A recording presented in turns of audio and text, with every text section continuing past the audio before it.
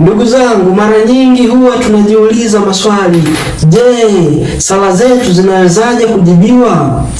Wengine hudhani ni wingi wa maneno au idadi ya sala ambazo tunazozitamka kipindi cha ibada.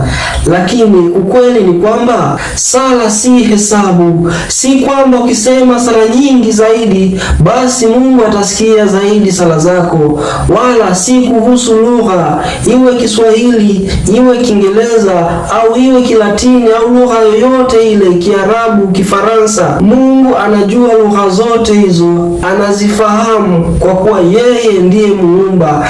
Anajua hata utakaposali kwa Kisukuma, Kichaga au Kihehe, Mungu atakusikia.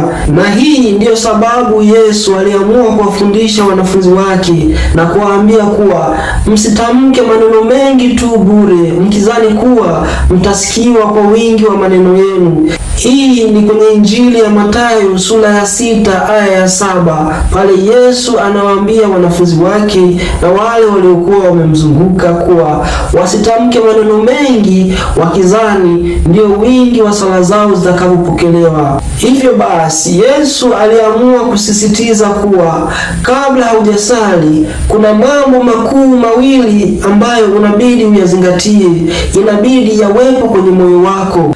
Jambo la kwanza, hakikisha moyo wako umejaa upendo. Unapoomba au unaposali, hakikisha unampenda Mungu kwanza kwa moyo wako wote, na umpende pia jirani yako, mpende hata adui yako, mpende pia kila mtu anayekuzunguka, wapende viumbe wa Mungu, wapende wanyama na kila kitu kilichoumbwa na Mungu, kwa sababu moyo usio na upendo hauwezi kusimama mbele za Mungu kwa nguvu. Jambo la pili, alisema kwamba kabla ya kusali hakikisha wewe ni mtu wa msamaha. Kabla hujamwomba Mwenyezi Mungu chochote, hakikisha umesamehe wale wanaokuzunguka, marafiki zako, jirani zako au ndugu zako.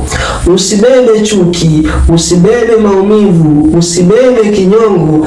Achilia kila mtu aliyekuumiza, kwa sababu Mungu ni mwenye rehema kwa wale ambao wanaonesha rehema kwa wengine. Mungu husamehe wale wanaosamehe wengine, na moyo unaokataa kusamehe unajifungia wenyewe mlango wa rehema ya Mungu. Na hiki tunakiona katika Mathayo sura ya 6 aya ya 14 hadi aya ya 15.